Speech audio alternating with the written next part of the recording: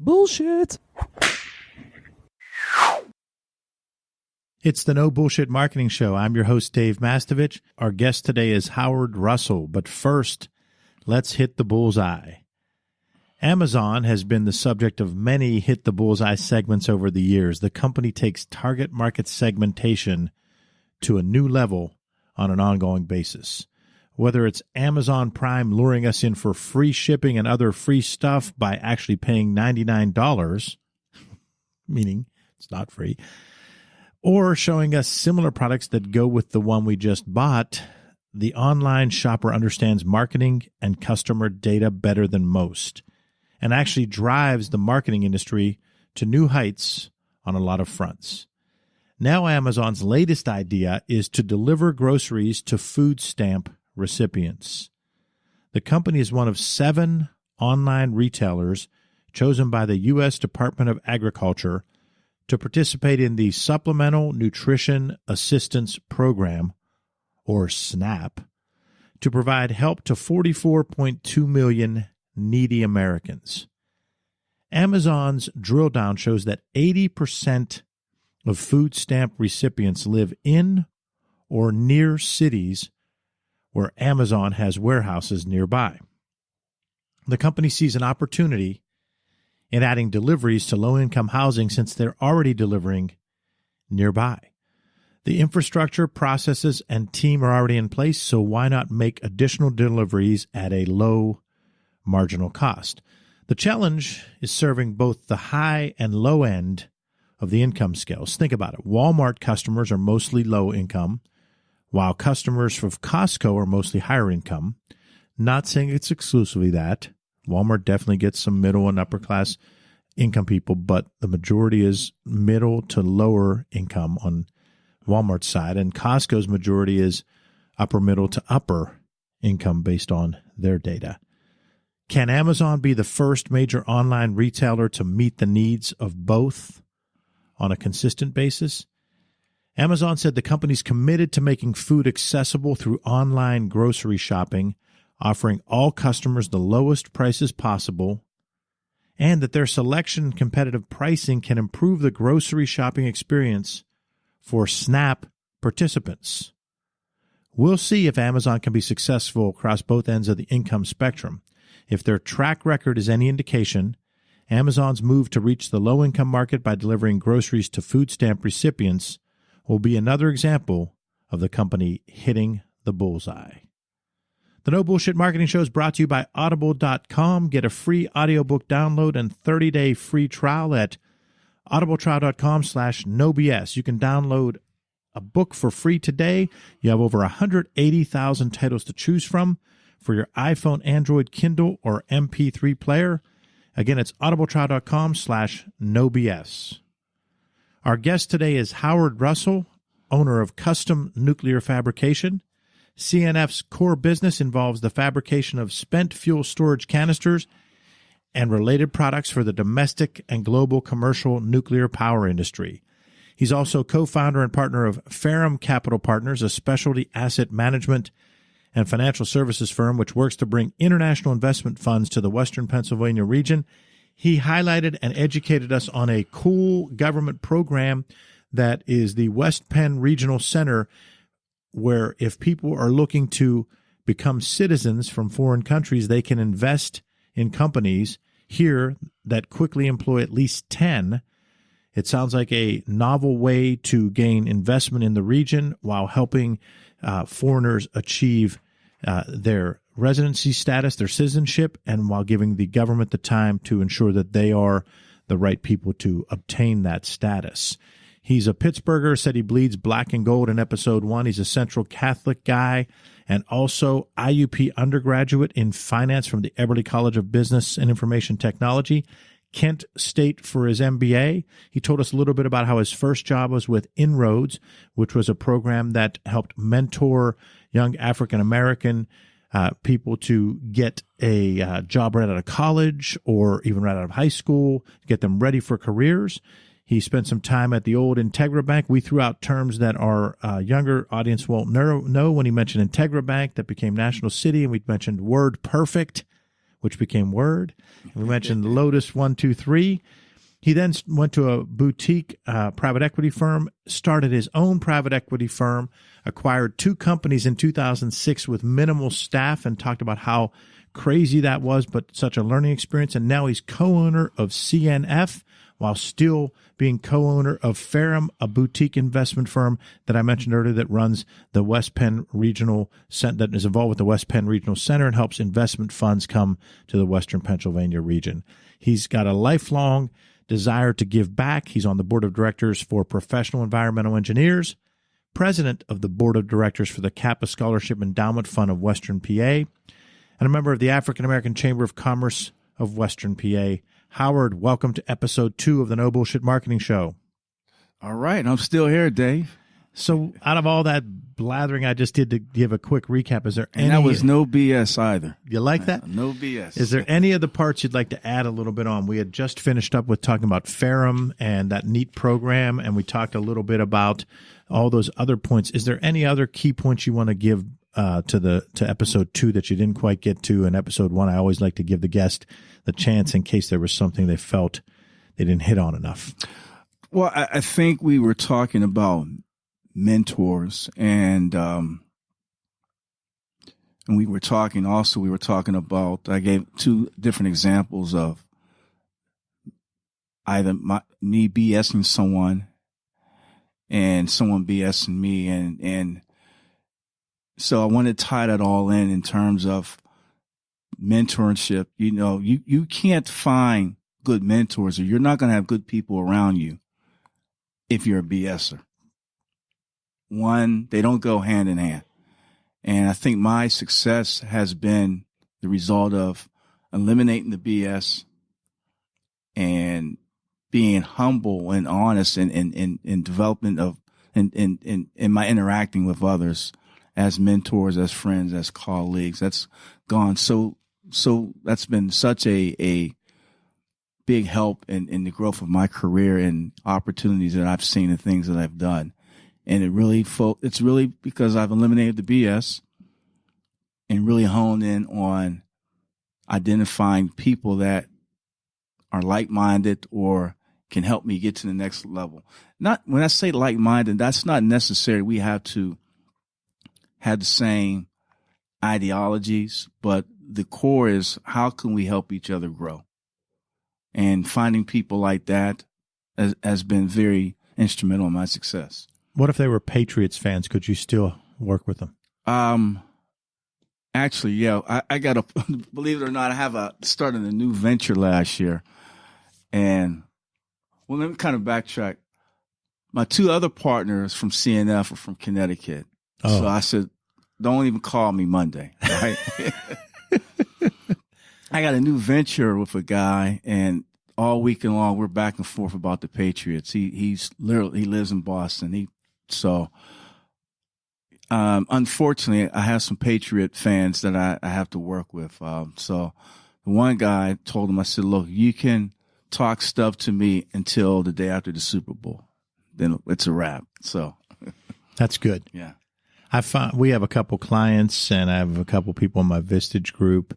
One in particular that's a native New Englander, huge Patriots fan, and he handles it well. He's not too smug about it. I think he probably handles it better than many Steelers fans did when we won.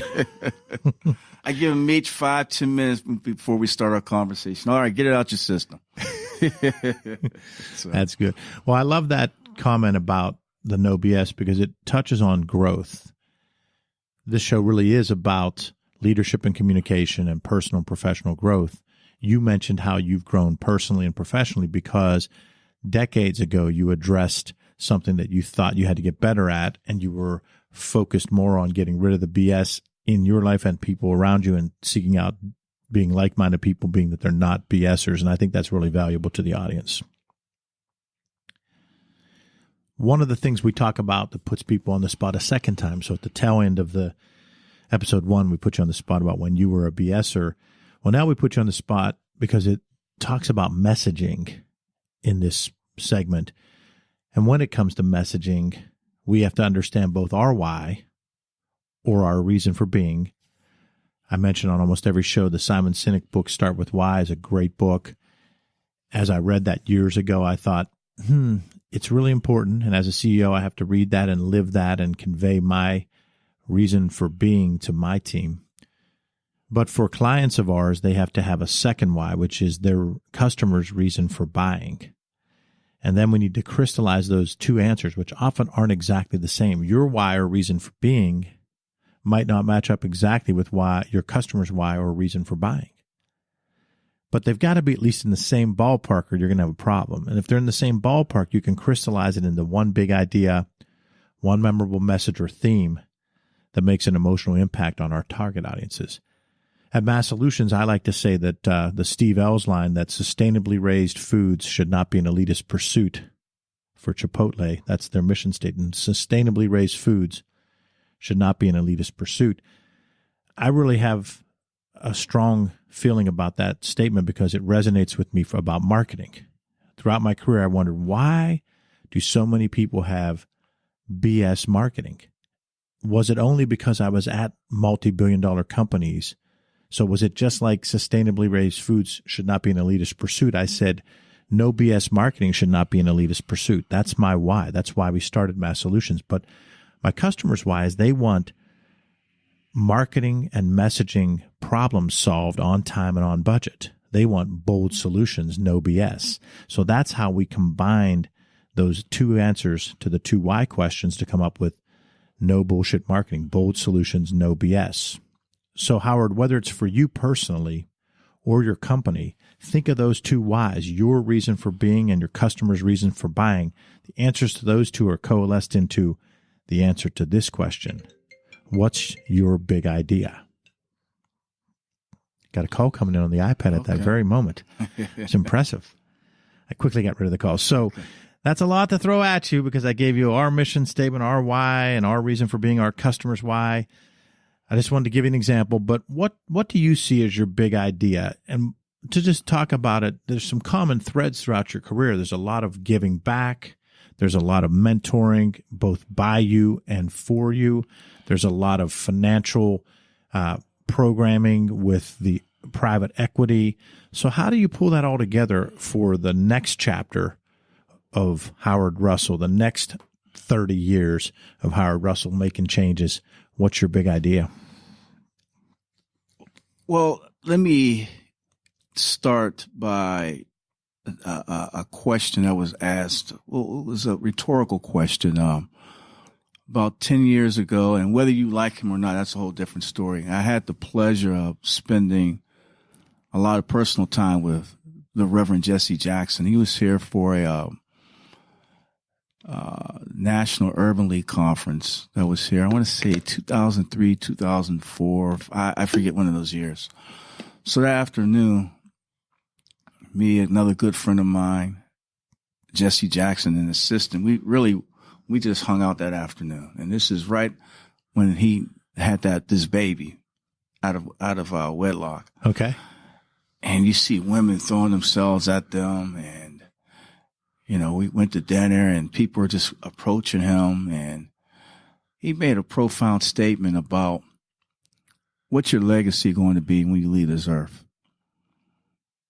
And, I went home that night and I'm like, what just happened? I spent the afternoon with Jesse Jackson, kind of impromptu.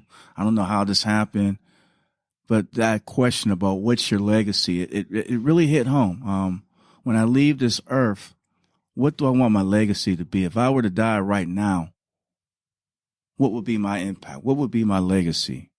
And that's something that's near and dear to me. So I bring that out there to answer your question now. I'm 51.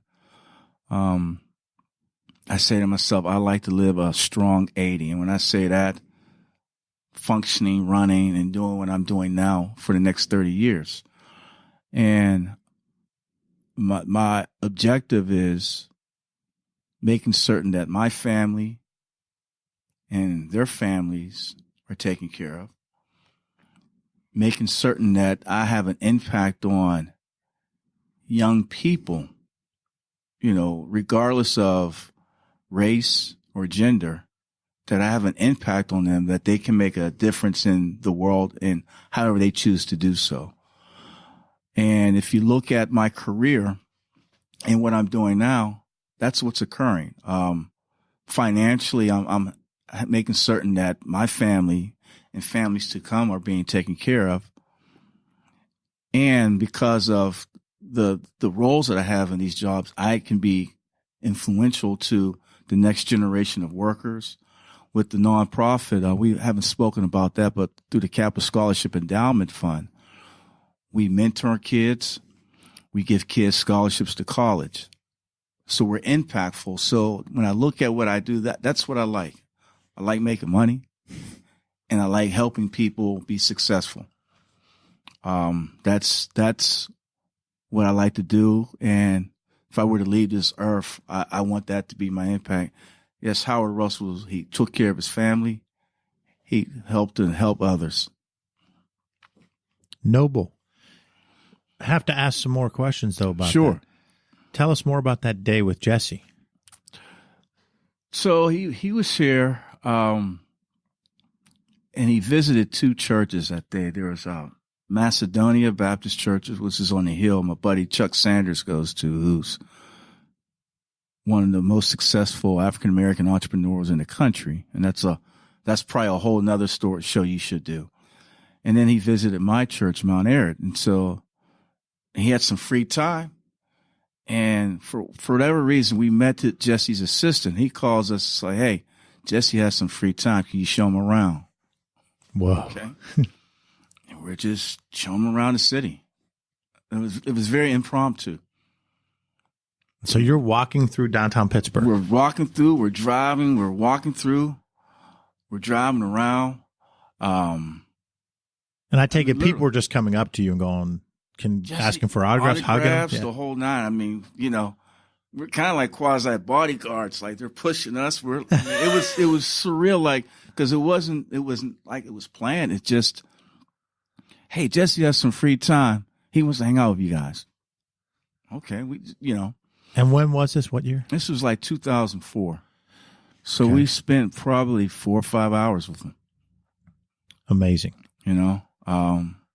So it's just interesting to see, and some of the conversations, we talked about how did you get so close to Martin Luther King Jr.? And he says, well, like back in 1958, it wasn't like there was a long line wanting to be next to him, particularly when everyone was trying to take his life. Different perspective, and then you start understanding the man that he is, whether you like him or not, that's totally different. But understanding his mindset that I'm a young man, but there needs to be a change, and I'm willing to die for this change. I'm going to get next to this guy, another young guy, Martin Luther King. I believe what his cause, and I'm just going to be arm in arm with him. And that's how he started this whole, civil rights activities that he's been involved in. Now, I don't know all the other business stuff and how all that intersects. I mean, we didn't get into those questions, but really wanted to understand what took you to Martin Luther King Jr. and why. So that helped kind of, in my mind, shape who this person is. The women throwing themselves at them helped me understand the child out of wedlock. It's not that it's right or wrong. Just helped you to understand. I understand it, I mean, literally, I'm like, wow, this isn't, in my opinion, he wasn't a rock star, but he's an old man, and they're still throwing themselves at him. Different perspective. And then the question about what's your legacy, that really hit home for me, so. From a messaging standpoint, I don't know whether it was 84 or 88, that speech at the Democratic Convention. It was 84. That speech was Yeah. pretty remarkable. Yeah.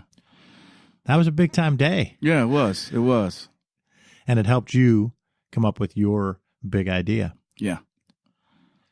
Talk about a tool that will help our audience tell their story, craft their message, or communicate to internal and external target audiences. It could be something that helps you with your planning, could be personal growth related. It could be your favorite book, blog, productivity resource, whatever you think might help our listeners. So what I've done this year, we all set our goals and objectives, and at the end of the year, look and see what we've done. And for many of us, what we didn't accomplish. I took a different step this year in not only planning them and trying to implement them on a monthly or weekly basis, but Sunday nights I have my board meeting with me.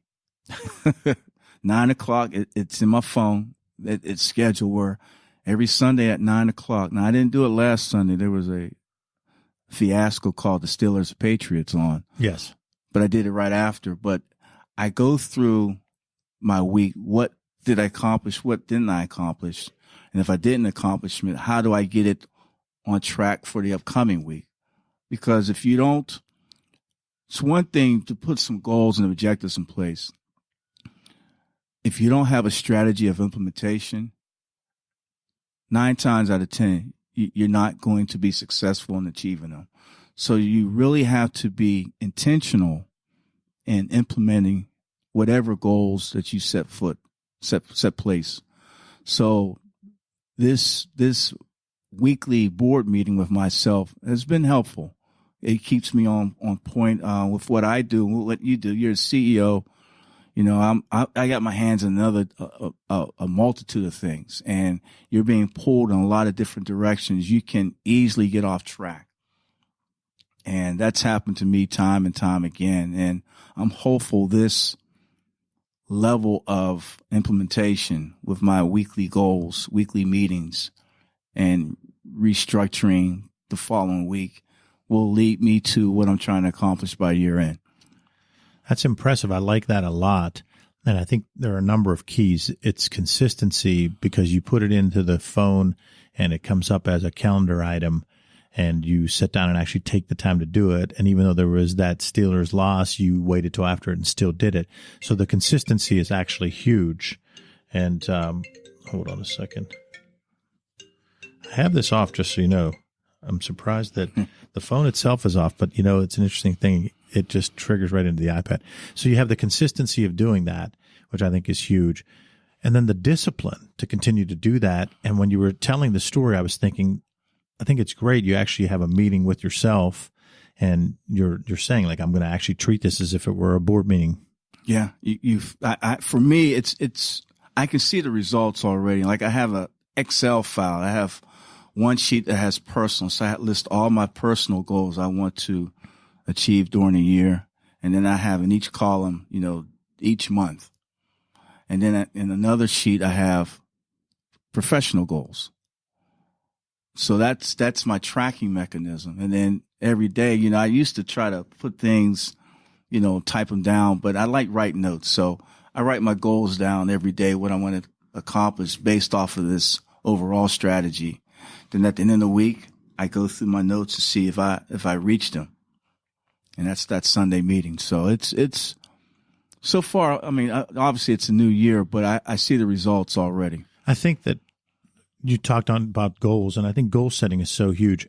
It's really interesting that people that are wired this way, like you and I are, I was setting goals when I was a teenager, and even like senior year of college, I actually took and wrote some goals that I had handwritten, and I had stuffed them somewhere, which my mom somehow found after college and saved them. And a few years ago, she pulled them out, and it was almost comical how many they were all achieved, but they were smaller than what, as I got more confident, my goals became so much bigger.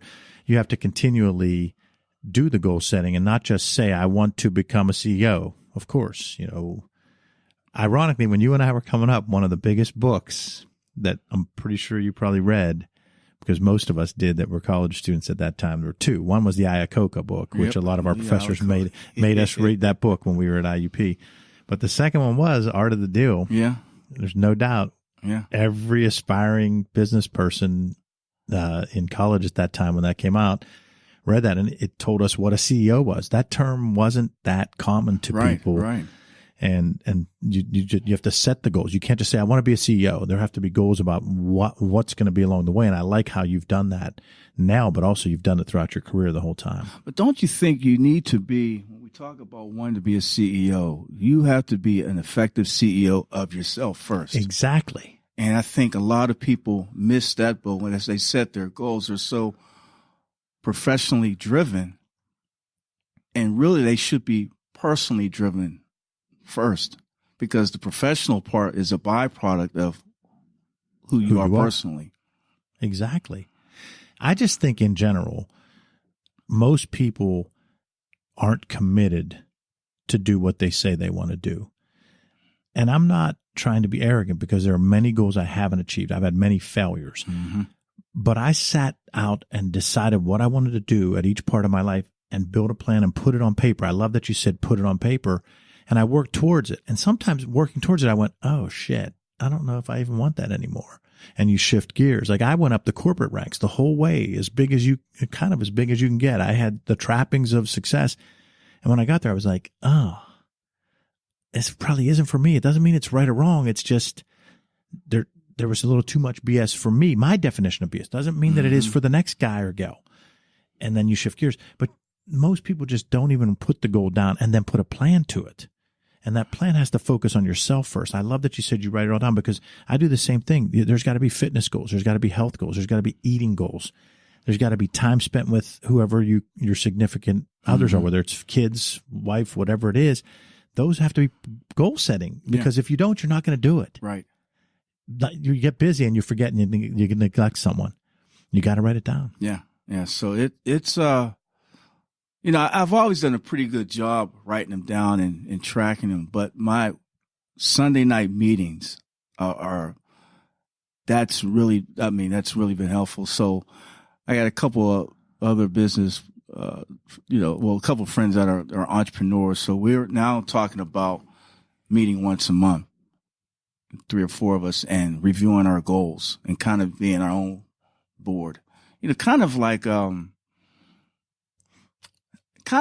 Vistage or some other organizations that are more structured, where they have a formalized process, of helping entrepreneurs grow. But, we've decided, hey, let's get together, or my significant other, she and I are like, look, once a month, let's sit down and reevaluate, because when you're working 10, 12 hours a day, sometimes you need a sounding board. I mean, we talk daily about how was your day, what happened, what didn't happen, but getting back and recalibrating the strategy each month. So I like it. I want to give you some time to talk about some things that you're passionate about. And the first is the Kappa Scholarship Endowment Fund. You touched on a little bit earlier in the show, but walk through why you're involved in it, the impact it made on you, and the impact it can make on others.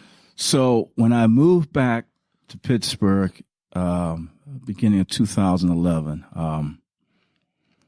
so, okay, I'm back home. I was living in Atlanta for 6 years, and I said, okay, when I come back to Pittsburgh, I need to re-engage with, the community.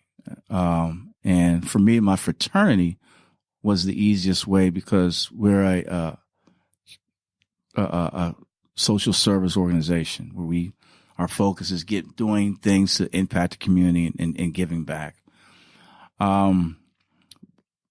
Buddy of mine, he's deceased now, was a professor named Dr. Rex Crawley. Rex worked at Robert Morris University. He was the past president of the foundation. So I said, Rex, I'm back in Pittsburgh. I want to get involved. Went to the meeting and just started getting active with the fraternity, and took an interest in the foundation because we're really focused on mentoring kids, giving money to kids going to college. We've given out maybe $2 million to about 128 students in the past 26 years. So we've been very impactful from that standpoint. And then there's the whole corporate relationship. We're trying to tell a story to corporations. I mean, they have, you name it, hundreds of nonprofits asking for money. What makes us better than someone else? So we have a track record Now, how do we engage with corporations to buy into our story? What's the impact for the corporation? Because, and corporations just writing checks for the heck of it. Some do, but those days are numbered. There needs to be more of a partnership. There needs to be a win-win. So we have developed a strategy now of saying corporations, I have all these talented kids. You're looking for a diverse community of employees. This is a great match. We're mentoring them. We're working through them with them while they're in college. This is a natural handoff. Now, so this could be a benefit for you, and your financial and other support helps us. So we're doing this, but now we're more focused and more intentional in getting that done. So just, when you see these kids, it's funny. I hadn't checked our mailbox or Kappa mailbox in months, and saw a letter from a young man that graduated from college last June. Now, I keep in touch with his mother and father, but sent us a letter about how impactful the scholarship was. He has a full-time job now in Washington, D.C. with Turner Construction. I mean, that's why we're here. That's why we're here. So, that made my day. So that gets back to me wanting to impact young people. So the Kappa Scholarship Endowment Fund really enables us to do that. We have our upcoming Valentine's event, February 11th. This is our major fundraiser, Black Tie Gala. So we're in the final stages of planning that now. So, we've been doing this for 26 years now, and we want to plan on doing it for another 26 and having that type of impact and having the community understand who we are, how we do what we do, and having the community as a whole as a partner. That's Howard Russell talking about the Kappa Scholarship Endowment Fund and a lot of other stuff here on the No Bullshit Marketing Show. Howard, I really like the way you think. When I had thrown out the next 30 years, I just was guessing because I was looking at you and I was seeing how fit you are and how your mind works. And I thought, I bet he's going to want to keep active and keep working and keep changing for positive change throughout the region for many, many years. And I respect that. I feel the same way. Like, my hope and my goal is to continually be giving back and doing something of value in a professional and personal capacity for a long time, as long as the health will allow it. Howard, was there anything else you wanted to talk about, or anything that I didn't ask you that you thought I would? Well, we've covered a lot. Didn't hit the BS meter. I think we only hit it a couple times. That's right. Yeah, because we were keeping it out. We were keeping it away. Yeah, I guess because there was no BS happening, right? That's it. I just think all in all, we've touched on a lot of different things, and when I look at successful people, or I've seen my successes, it's been because of a disciplined approach of whether it's networking and being humble and going out of your way to meet people and developing relationships, to implementation of your goals and objectives, to being your own CEO first, to being excellent at your craft. All these things kind of tie in together, to taking care of your health, eating right, exercising, making certain that you have that quality time with those loved ones. All that plays in the part, in my opinion, to success. And you got to embrace it, cherish it, and enjoy the ride. So, or try to enjoy it. I love it. Thanks for being on the show, Howard. Well, thanks for having me. Thank you. To our listeners, thanks for joining us for the No Bullshit Marketing Show. Visit masssolutions.biz for show notes, plus additional marketing and messaging resources. Sign up for light reading. You'll receive timely, valuable ideas to improve your marketing and transform your message. It really is light, intended to be read in 2 minutes or less, and it just might trigger bright ideas for you. Again, to sign up, visit masssolutions.biz. Remember, ask yourself, what's the big idea? And build your story around the answer. It's all about bold solutions, no BS.